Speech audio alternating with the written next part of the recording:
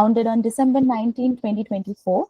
As a student-led voluntary educational firm, we are dedicated to cultivating a dynamic community of aspiring forensic scientists.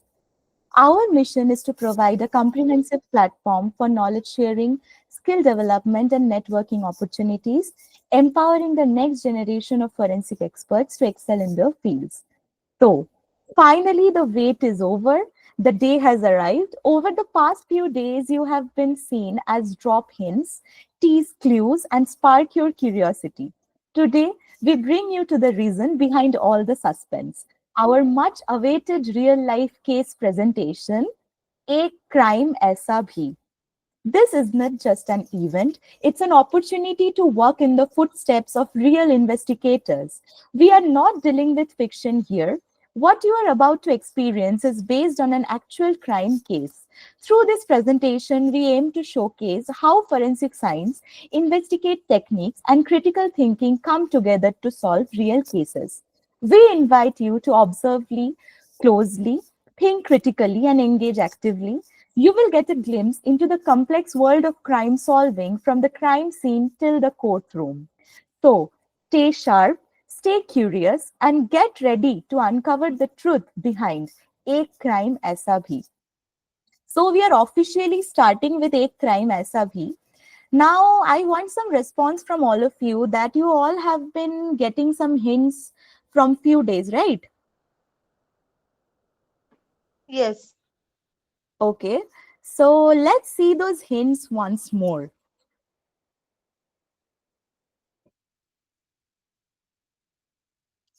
Okay, so this was the first hint which we got.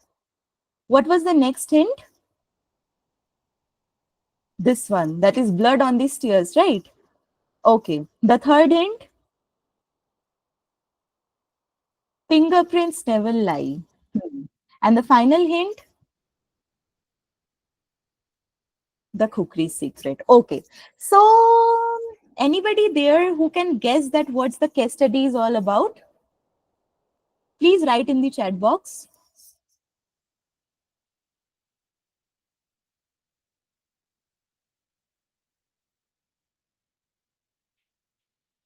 Anybody there would like to guess?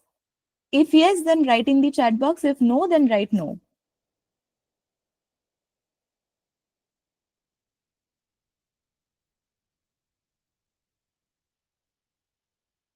Okay.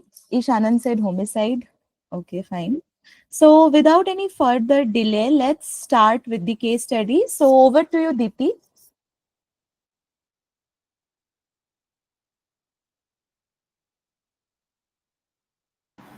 Good evening, everyone. So, for the past 1 week, our team has been sending certain hints regarding the case that we are going to discuss today.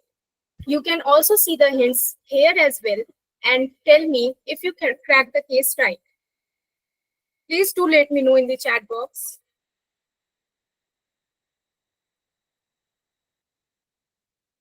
Okay, so Lucky guessed it right. It's the Aarushi Hemraj double murder case, which is popularly also known as Noida's double murder case. So, come join us on a journey into complexities of Aarushi Talwar case, a mystery that has captured the nation's curiosity for years.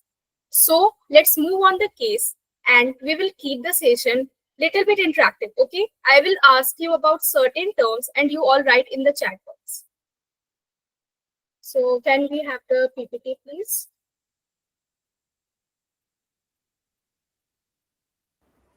Yeah, so before sharing the PPT, let's ask all of you, are you guys excited?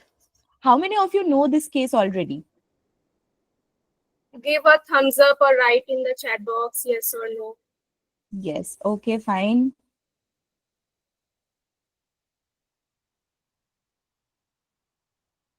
That's nice.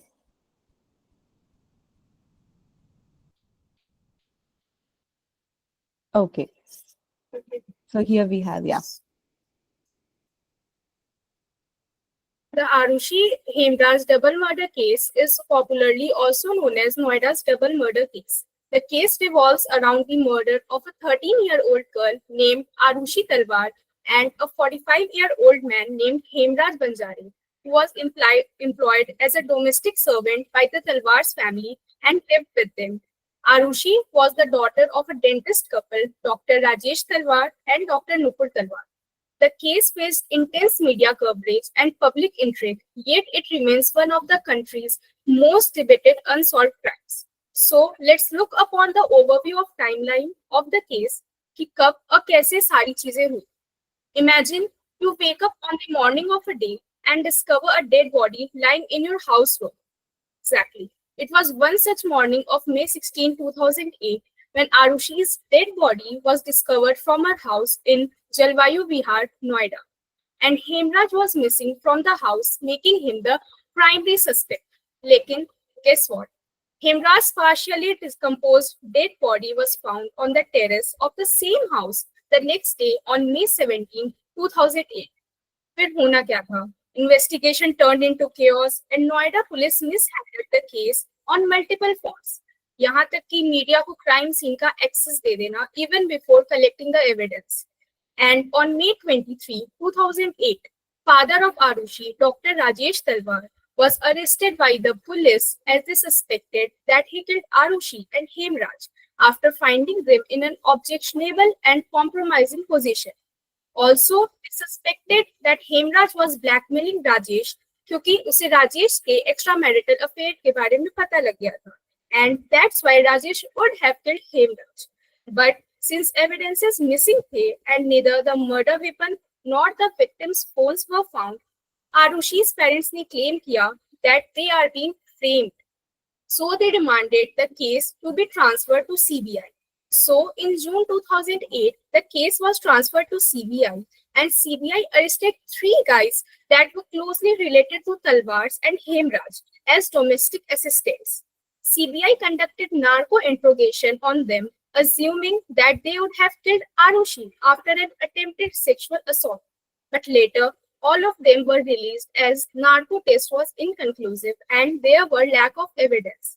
Moreover, in July, CBI declared that there was no evidence against Dr. Rajesh, so even he was released from the prison. And जो आरुषि का smartphone retrieve हुआ था उसमें भी ऐसा कुछ evidence नहीं मिला जो किसी को गिल्टी पॉइंट करे. Further, in 2009, forensic tests like narcoanalysis were conducted for accused parents and friends of late Hemraj. In December 2010, CBI submitted a closer report in Ghaziabad court. So, I would like to know कि आप लोग closer report, the term closer report, उससे क्या समझते हो? Do let me know in the chat box.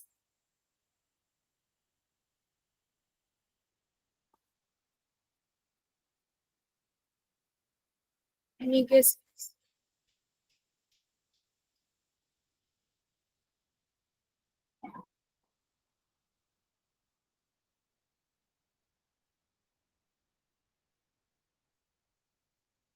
Okay, so I assume no guesses. Okay, I will tell you. So, no, it's not a post-mortem examination. I will tell you. A closer report is a document that summarizes a report that indicates insufficient evidence to prosecute someone. हाँ, तो CBI के पास enough proof नहीं था राजेश पे murder charge डालने का, but still the report claimed Dr. Rajesh as the key suspect for both the murders. Then on January 6, 2012, Talwars filed a motion with Supreme Court since they had claimed that there was no evidence against them. So can someone tell me what exactly is meant by a motion in the chat box?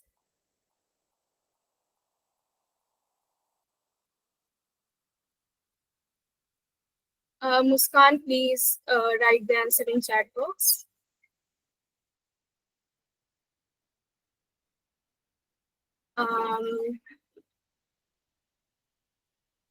Yes. You all guessed it right. So, motion in a court is a formal request made to the court seeking a judgment related to a case. Supreme Court permitted the trial to proceed, and after consecutive trials, CBI officer told the court that Rajesh and Nupur killed Hemraj and Aarushi after finding them in an objectionable and compromising position.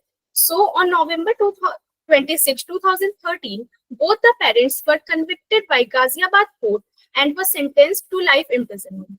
But Allahabad court ने अक्टूबर 12, 2017 को doctor Rajesh and doctor Nupur तलवार को बाइज्जत बरी कर दिया क्योंकि उनके against enough evidences नहीं थे. So, can we move to next slide, please? So here you can see the picture of victim Hemraj Banjare and parents of Aarushi Talwar. Left one is Dr. Rajesh Talwar and Dr. Nupur Talwar. On the right top you can see is the picture of the terrace जहाँ हेमराज की body मिली थी police को, and below is the picture जहाँ पर आरुषि की body मिली थी. These are the blood-stained pillow covers and bed that was found in Arushi's bedroom. Now, according to CBI, 90% of the evidence destroy हो गए थे crime scene से because of the police negligence. But फिर भी कुछ evidence थे जो कि उन्हें मिले थे, तो अब हम उन्हें discuss करते हैं. तो पहला था blood stained pillow cover जो अभी मैंने बताया. Next were the 3 depressions marks that were noticed on Hemraj's bed. Moreover, Hemraj के रूम में 3 ग्लास मिले थे जिनमें से 2 में लिक्विड था. And interestingly, the murder weapon that was kukri was never found at the crime scene. As you can see in the picture, it's a short sword with a distinct curve. On the basis of wounds examination, it was concluded by forensic scientists that kukri was the main murder weapon and was used to slit the throats of both the victims, Aarushi and Hemraj. Another weapon was golf set and surgical instruments. Golf club was used to hit the Arushi's head. And एक internet router जो आरुषि के room में install था एक major digital evidence बना जिसके कारण काफी क्वेश्चंस भी उठे थे. The internet router got turned off nearly 3 hours after Aarushi's murder and was next switched on at 6:18. However, the router switched on and off a number of times with long gaps throughout 16 May, even when the police and visitors were present in the apartment. So, the CBI concluded such unexplained router activity as an unreliable piece of evidence. Other evidences were the keys of Arushi's room that were found in the drawing room. However, the keys of terrace door got misplaced after the murder, and Arushi's parents claimed that the key remained with Hemraj's bunch of keys. Moreover, fingerprints from different surfaces at crime scene were found, and a blood-stained metal log and Hemraj's t-shirt and hair samples were also found. Lastly, a Ballantine's Scotch whiskey bottle was found that contained the blood stains of both the victims, Aarushi and Hemraj. Thank you so much. Now, the further details will be shared by Ms. Samriddhi Chauhan. Okay, so I want you guys to imagine a teenage girl is found murdered in her room. The door was locked from the inside. The house help is missing. What would you do as the investigator? You would seal the crime scene, right? But इस case में ऐसा कुछ भी नहीं हुआ. On May 16, 2008, a tragedy unfolded that would shake the entire nation. 14-year-old Aarushi Talwar was found murdered in her bedroom. Her throat had been slit with surgical precision. सबसे पहले शक गया उनके डोमेस्टिक हेल्प हेमराज पर क्योंकि वो क्राइम सीन से missing था. लेकिन सिर्फ एक दिन बाद ही उसकी लाश भी उसी सेम घर की टेरेस पे मिलती है. What seemed like a straightforward case turned into media circus. The investigation spiraled into chaos, full of forensic mistests, public pressure, and institutional failure. जब तक सीबीआई ने केस लिया, तब तक सारे एविडेंस या तो खत्म हो चुके थे या फिर कंटामिनेट हो चुके थे. The Noida police were the first responders, but their approach was completely unprofessional. The crime scene was never sealed, and multiple people walked in and out of the room. Arushi का ब्लड स्टेन मैट्रेस बिना pictures या analysis के हटा दिया गया और terrace पे जाने वाले ब्लड स्टेन्स को पान के स्टेन समझ के साफ कर दिया गया. Like how bizarre is that? How can you not distinguish between a blood stain and a pan stain, right? So, soon after Arushi's father, Dr. Rajesh Talwar was arrested. Despite no murder weapon and no motive being clearly established, the media declared him guilty. तब तक सारे mobile phones गायब हो चुके थे and forensic team को भी बहुत लेट बुलाया गया था. Then on June 1st, 2008, the case was handed over to the CBI, but even the CBI's effort became controversial because of the conflicting theories and flawed test.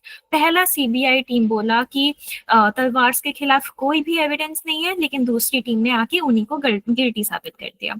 Now, let us break down the scientific tools that were used in this case. We will see how do they work and how they were misused in respect to this case.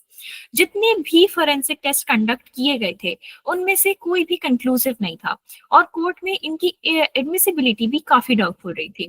So the first test is narco analysis. I hope you guys are kind of familiar to that term, but if not, I'll explain it. Narcoanalysis involves injecting a drug like sodium pentothal, which makes a person semi-conscious, and then the investigator asks them questions and they hope that the subject will reveal the suppressed truths. इस test से कृष्णा, राजकुमार, विजय मंडल और तलवार भी गुजरे, लेकिन सबके answers inconsistent और unclear थे. But I would like to ask you, like, would you trust a drugged confession? Because it cannot be that reliable, right? The Supreme Court later declared that such tests, if done without consent, are unconstitutional. Also, narco results cannot be used in court. So, इस test से की legal value तो बिल्कुल zero ही थी और इससे सिर्फ accusations और स्पेकुलेशंस ही बढ़े. Then the next test was the polygraph test, जिसको हम lie detector भी बोलते हैं. The polygraph measure changes in the heart rate, blood pressure, and sweating when a person answers specific questions. And this is based on the idea that lying can cause physical stress to someone. But can stress equals to guilt?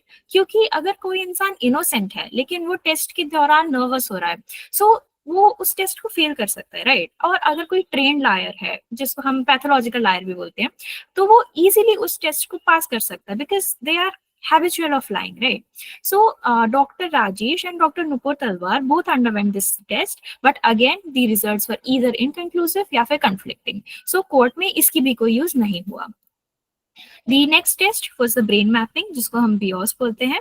In BIOS, brain activity is recorded while the subject is shown crime-related visuals and audios. And if their brain recognizes certain stimuli, specific brain waves are triggered. And yes, to let you know, your brain can rat you out. Sounds impressive, right? But ये भी court में acceptable नहीं है. तलवार पे ये test किया गया लेकिन इससे भी कुछ प्रूफ नहीं हो पाया. Then was the DNA analysis. DNA testing should have been the strongest evidence because DNA से तो सब कुछ होता है, right? किसी का भी DNA लेके crime scene से DNA उठा के we match to the suspects and that should have been the strongest evidence. लेकिन यहाँ पे भी samples pillow cover से लिए गए, blood stain से लिए गए, clothes से लिए गए और even आरुषि के vaginal swab भी लिया गया. But what happens if a sample is mislabeled? Shocking बात ये थी कि कोई भी सैंपल सारे सैंपल्स कंटेमिनेट हो गए थे. स्वैब और आरुषि के वेजाइनल स्वैब उससे मैच ही नहीं हुआ था. None of the DNA matched any clear suspect and the opportunity to find the real killer was lost. Science यहाँ पे हेल्प कर सकती थी लेकिन गलतियों की वजह से सारे एविडेंस वेस्ट हो गए. Then the last test that was done was the toxicological test. And toxicology reports check for alcohol or drugs in the victim system. 2 glasses and a whiskey bottle was recovered. लेकिन test ने ये confirm नहीं कर पाया कि victims ने कुछ consume किया भी था या नहीं. So this again left more questions than the answers. एक और फोरेंसिक टूल जो यूज नहीं हो पाया. In 2013, the Talwars were convicted of double murder. The court relied heavily on circumstantial evidence without a murder weapon, motive or direct link. सिर्फ suspicion के basis पे उन्हें guilty declare किया गया और मीडिया ने public opinion को बहुत influence किया था. But in 2017, the Allahabad High Court reversed the decision. It called the investigation deeply flawed and emphasized that no one should be convicted on mere doubt. तो ये classic example बना हमारे system के failure का. So this wasn't just a tragic murder case. It was a test of India's investigative and forensic systems, a test that we all failed. Crime scene secure नहीं हुआ, samples मिसलेबल हो गए, psychological test पे कुछ ज्यादा ही भरोसा कर लिया गया. Forensic science is supposed to be precise, factual, and powerful, but in this case, it was misused, mishandled, and misunderstood. Science की वजह से जस्टिस मिलना चाहिए था, लेकिन यहाँ पे खुद साइंस भी कंफ्यूज हो गई. So, last question to you guys. What if it was your sister, your friend, or your father? Would you still trust a system that guesses instead of proving a fact? Justice तभी सच होती है जब सबूत सारे clear हो. Suspicion और media trial से सच सारा छुप जाता है. Truth doesn't come from emotion, it comes from evidence, and evidence when mishandled turns truth into tragedy. Justice blind होती है, लेकिन फोरेंसिक साइंस उसकी आंखें होती है. That's it from my side. Thank you. Now Trisha Khurana will continue the session. Thank you. Now, let us move on to the post-mortem details of Aarushi Talwar and Hemraj. So, both Aarushi Talwar and Hemraj were found to have died between 12 a.m. to 1 a.m. Now, before I move on further, can anyone guess and tell me what was the suspected weapon that was earlier mentioned in this PPT? Anyone in the chat box? The suspected murder weapon, which allegedly killed both Aarushi Talwar and Hemraj. Yes, kukri. Now, because of this kukri, both victims sustained injury that was this heavy blunt weapon causing a U or, okay, very good, causing a U or V-shaped scar. Now, their throats were then slit with a sharp weapon, and there was no evidence of asphyxia. Asphyxia, scary term, right? What does asphyxia mean? Anyone within one or two words? What does asphyxia mean? Reduction of oxygen, very well stated. So asphyxia, or as we can say it to be suffocation, is when the body is not able to get enough oxygen in the body, due to which the vital organs start failing. Now, what were the criminological aspects and what were the issues that mainly engulfed this case? Firstly, the botched investigation. The initial investigation by Noida police was poorly handled. They failed to secure the crime scene properly, allowing media and others to enter. Crucial forensic evidence was either lost or contaminated. Moving on. Next slide, please. Right. Now, shifting theories and suspects. At first, the police suspected Hemraj, the missing servant, but later found his body on the terrace itself. Then the focus shifted to Aarushi's parents, Rajesh and Nupur Talwar. The police speculated it was an honor killing, suggested Rajesh killed Aarushi after finding her in a compromising position with Hemraj. Thirdly, the media trial.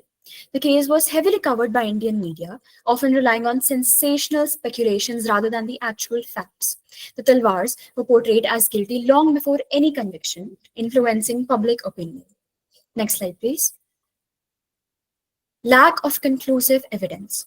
There was no direct eyewitness or murder weapons which actually could be found. Kukri was just the suspected murder weapon that is thought to have been used.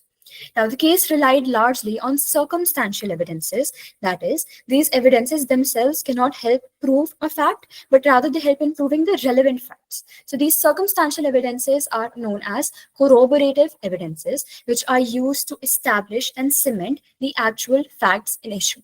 Facts in issue can also be said as the ingredients that are used to establish a crime. Now, the fifth issue surrounding this case was the legal controversies. Initially, the CBI, that is Central Bureau of Investigation, named different suspects, including the Talwar's helper, but later accused the Talwar themselves. The case also remains unsolved to this date. There were no alternative suspects which have been charged. The real identity of the murderer remains unknown, making it one of India's most serious and debated murder cases. Now, before we move on to the court trial and the court conviction, how many of us can actually go back to the previous slides and tell me, when did CBI convict Aarushi's parents, Dr. Rajesh and Dr. Nupur Talwar? The year. 2013, Trisha Chanda, very good. Now, in 2013, the CBI court convicted Aarushi's parents, Dr. Rajesh and Dr. Nupur Talwar, sentencing them to life imprisonment for the murders of Aarushi and Hemraj. The court based its decision on circumstantial evidences, as there were no eyewitnesses. However, the Talwars appealed the conviction in the Allahabad High Court. On October 12, 2017, the Allahabad High Court overturned CBI's court verdict, acquitting the Talwars due to lack of conclusive evidences and numerous flaws in investigation, as mentioned before. The High Court criticized CBI's handling of the case, stating that the conviction was based on suspicion rather than proof, which shakes the very foundation of forensic science. Now, forensic science establishes evidences because of the factual value they have. Now, if there were no evidences, there were no actual evidences that could be found in this case, the Talwars thus could not be proved to be guilty for the murder of their daughter. The Talwars were therefore released from prison and are now free. The case remains unsolved, with no conclusive evidence pointing to any suspect. Now, a question for you. Now, consider yourself in a black, tidy robe as one of the judges. What do you think actually happened? Was it murder? Who were the offenders? And how did the criminal act go about? Let me know your opinion in the chat box.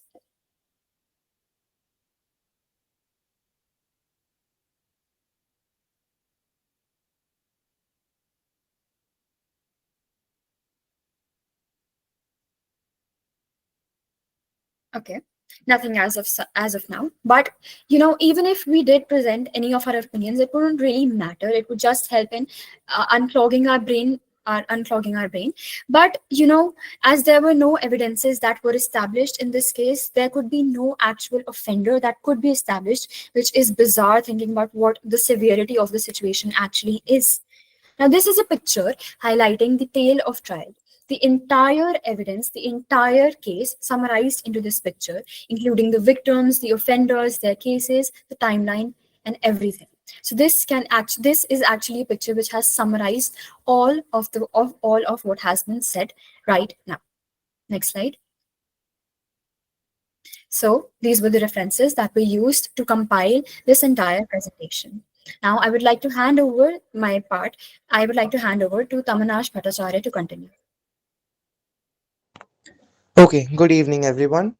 As we come to the end of a concise but extremely detailed case study presentation, it was presented by our core members, Diti Poddar, a student of biochemistry from University of Delhi, Samriddhi Chauhan, a student of biomedical sciences from Galgotias University, and Trisha Khurana, a student of forensic science from National Forensic Science University, Delhi. So if anyone has any doubts regarding the case, you all are free to ask it in the chat box or unmute yourselves and ask it directly.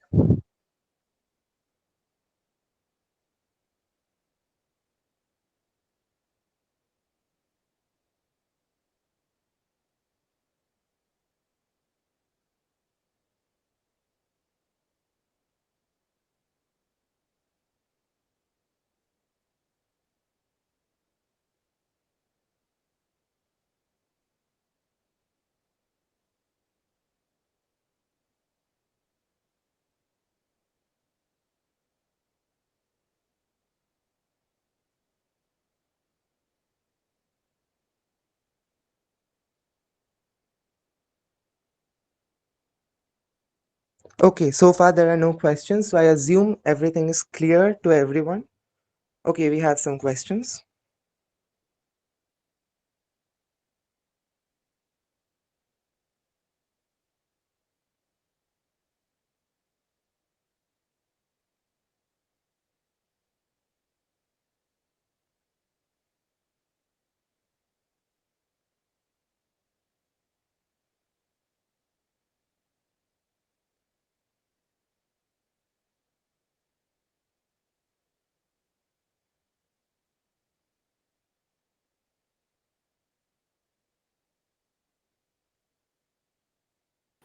Okay, so one of the questions by Lucky Valia is, what if initial crime scene investigation and evidence collection was done properly?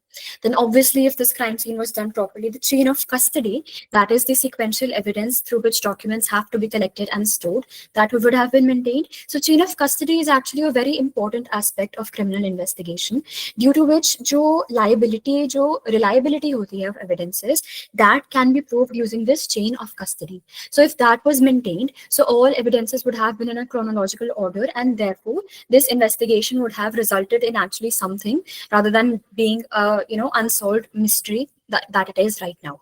So crime scene investigation may in evidence collection and everything to be done in a sequential order is very necessary. वरना जो very fragile documents होते हैं या very fragile evidences होते हैं, they can be lost so easily. And there are numerous cases in which chain of custody was not actually met with, due to which even itne heinous crimes, they were left they were left unconvicted. There was no person who was actually convicted for them because just the chain of custody wasn't met with. So that is a very important aspect of every crime scene investigation. Another question by Shreya Biswas. If both brain mapping and narco results point at the same direction, why cannot they be used as a more reliable source of evidence? Now, I'll like to mention that brain mapping and narco tests, these tests are corroborative evidences, or more in a more wider term, these are basically, expert reports, right? Ki experts do these tests and they prepare a report based on these. So expert reports jo hoti hain, they are corroborative pieces of evidences. Ye apne aap mein they cannot establish a fact ki kya hua hoga, but rather they are used to corroborate evidences, like jo for example eyewitness hain, they're substantive pieces of evidences, और इनको और ज़्यादा cement करने के लिए, उनकी reliability को बढ़ाने के लिए corroborative evidences are used. तो ये brain mapping and narco results जो हैं, ये अपने आप में नहीं कर सकते established facts. They can only be used to increase the reliability of some other fact.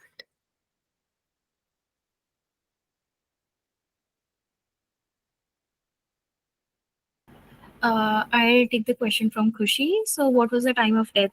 The time of death for both of the bodies was between 12 a.m. to 1 a.m.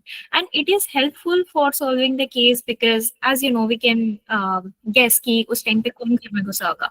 But इस चीज के लिए कोई आई विटनेस नहीं था हमारे पास. So that is why we could not, like come to any conclusion कि क्या कोई बाहर से आया या कोई अंदर का ही था, because and that Wi-Fi router activity also played a very vital role because everybody was suspecting कि अगर कोई Wi-Fi router को आके बंद कर रहा है रात में 3:45 बजे, like 3:45 a.m. right, so वो obviously किसी घर वाले नहीं करागा because how would someone else know कि बाहर Wi-Fi का router लगा हुआ है आरुषि के रूम में, and why would someone switch off and on the Wi-Fi router, right? So there wasn't any eyewitness, इसीलिए the time of death did not play a very vital role in this case.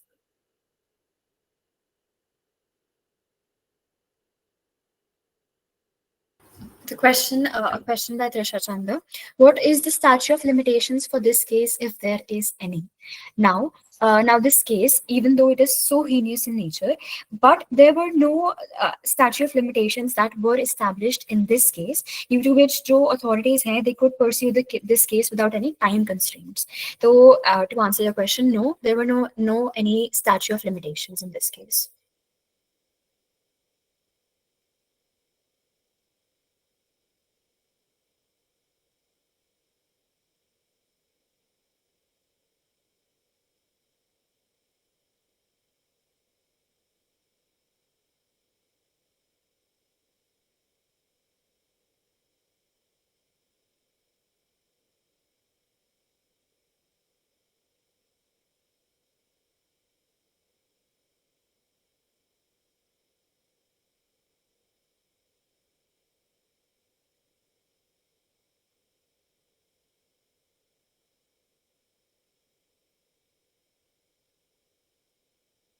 Okay, Shreya Biswas. I was actually asking that if if a narco tested, if A was narco tested and confessed he was guilty, but B was also accused, A's story inside narco was actually lining up with B's alibi. There was no direct evidence. Will it be acceptable? Like I said, कि ये जो narco tests होते हैं ना, these are corroborative pieces of evidences. तो ये अपने आप में they cannot, just इनके बेसिस पे कोर्ट कोई वर्डिक्ट नहीं दे सकता, कोर्ट कोई एक्चुअल आंसर नहीं दे सकता कि what could actually have happened. If suppose there was an eyewitness जिसने एस्टैब्लिश करा कि yes I saw this person killing this person, and वो जो नार्को टेस्ट है वो उसे कोरोबोरेट करे कि yes that person is speaking the truth, so that will only help in actually increasing the reliability and increasing the truthfulness of that eyewitness. But apne aap mein it cannot be used. And alibi too, alibi is also not a direct evidence. So wo apne aap mein It cannot be used to establish any fact, and it can only be used to prove the relevant facts that it could have happened. But on the basis of that, the court cannot pass any kind of judgment. I hope this answers your question.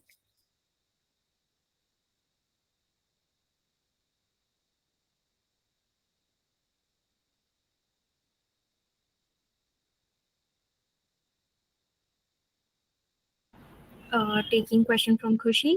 Uh, so no, there wasn't any alcohol found in Hemraj's body, and as it was mentioned in the presentation that the evidence were handled very very poorly.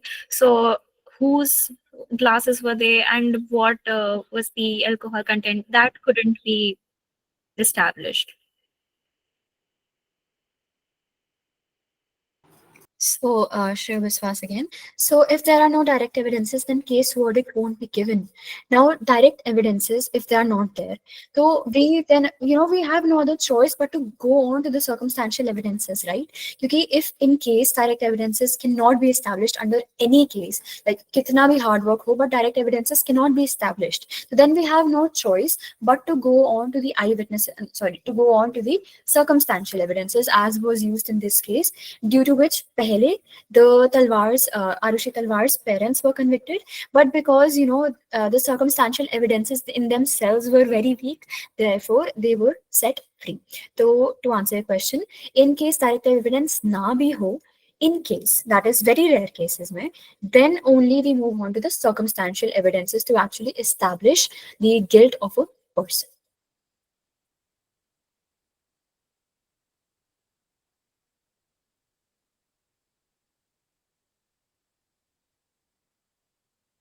Yes, it will be considered as a last resort. Yes. Now, Answering question from Akrish, the fingerprints were inconclusive because, as it was mentioned earlier, that the evidence were contaminated, they were mishandled. So 90% of the fingerprints were lost, and jo mile bhi the, they weren't able to link any of the suspect to the crime.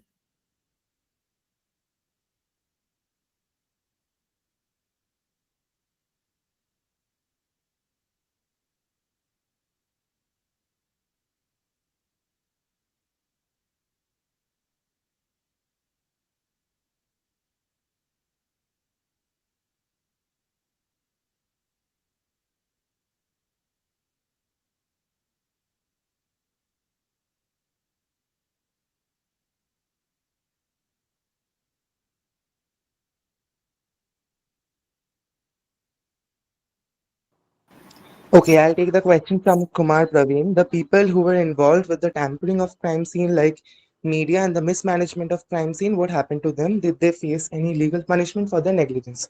Okay, the first of all, like the media, as you said, the media is not responsible for tampering the crime scene, because if the police won't manage the crime scene properly, or the investigating officer, which is the IO, if they won't manage the crime scene properly, then anyone can just intrude into the crime scene and tamper it. So the media cannot be held responsible for this. It was the negligence of the police only.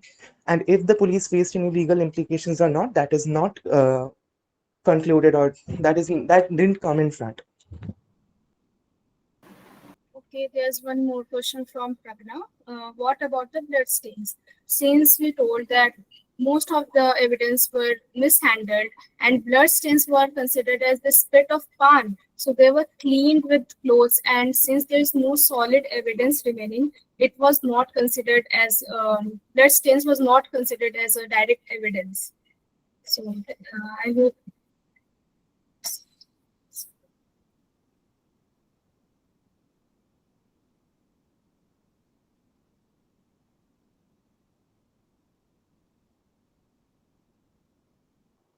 Okay, so we are done with our question answer round. We will move forward with the vote of thanks, which will be delivered by Dhanush A.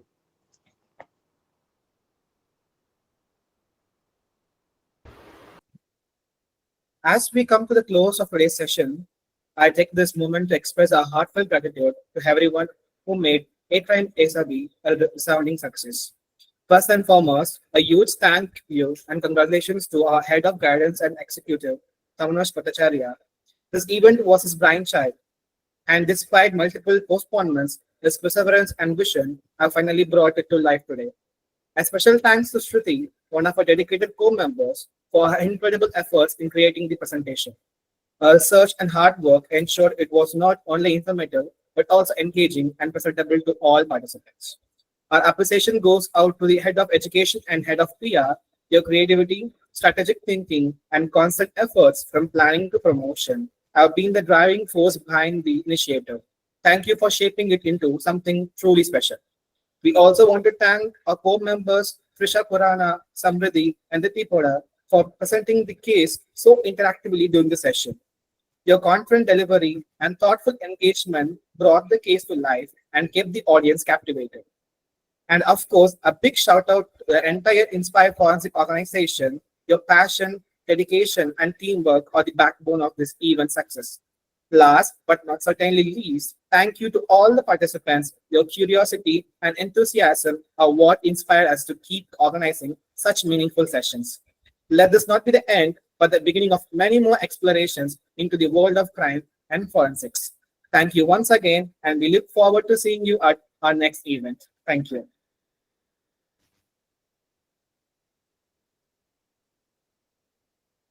Okay, so now I would request everybody to turn on your camera for a group photograph.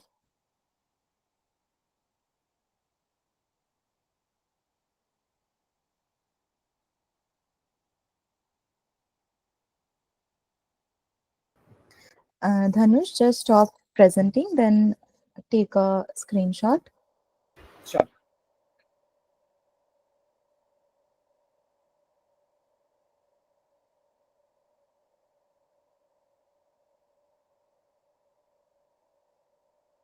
Yeah, we are done. Thank you for joining, all of you.